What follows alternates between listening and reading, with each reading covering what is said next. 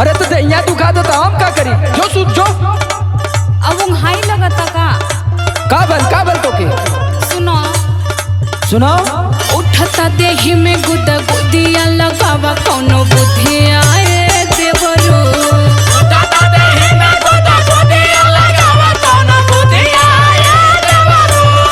उठता देही में गुदा गुदिया लगावा कोनो बुद्धिया ए देवरो। लगावा कोनो बुद्धिया ए देवरो। लगावा कोनो बुद्धिया ए देवरो। जात नहीं खेसैया के सुधिया लगावा कोनो बुद्धिया ए देवरो।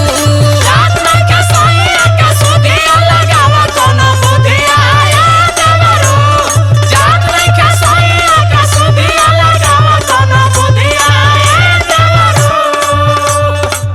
देख भौजी ज्यादा माइंड पे दिमाग मत लगाओ। अब हम का कर देनी? अब ये सब फालतू काम कर भी न तब मच्छरदानी फचरदानी लेके टुबेले पे चल जाए सुता है। अरे जा मत हमार बतिया सुन लो ना।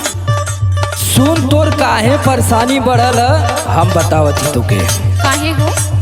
सोचा तारू है कुल बतिया तू सारी सारी रतिया ये भौजी। सोचा तारू है कुल बतिया तू सारी सारी रतिया ये भौजी। सोचा तारू है कुल बतिया तू सारी सारी रतिया ये भौजी। तू सारी सारी रतिया ये भौजी। तू सारी सारी रतिया ये भौजी। धड़ के यही से तो हर छतिया की सारी सारी रतिया ये भौजी।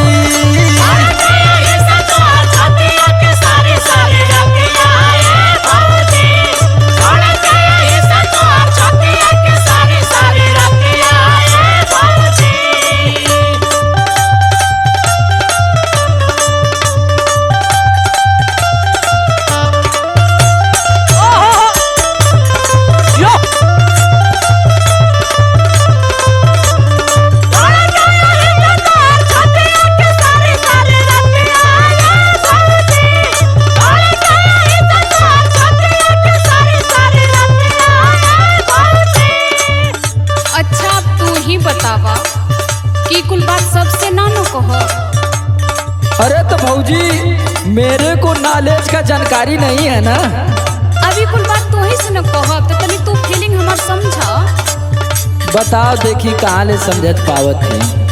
सुनो सुनावा। टूट जाता अचुके में नीति अच्छी हुक के सैया बिना रहता करे जवा को हुक के।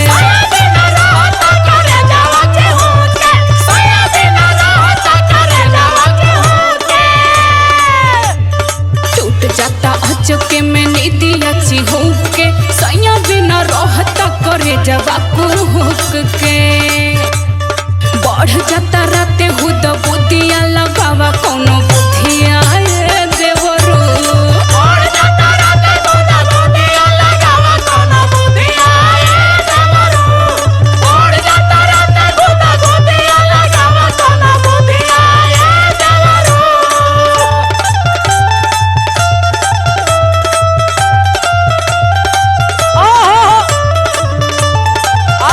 सुभाष भाई बा।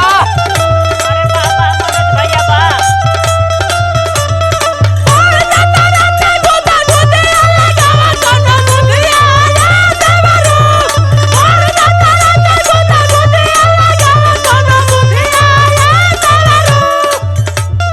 देख भौजी कपारे पे हमारे एग्जाम है। हमार दिमाग है दूसरे ओरी और तय घुमा दे भी दूसरे ओरी हम चल जाए दूसरे ओरी। ऐसे अच्छा है कि कंट्रोल योर सेल्फ। तो अपने पे कंट्रोल कर हम के तनी इधर रेस्ट करे दे। अले सुन सुनावा। बुझता रू हम के तू रोगावा के डॉक्टर। सॉरी भाभी लूज नहीं करूँगा करेक्टर।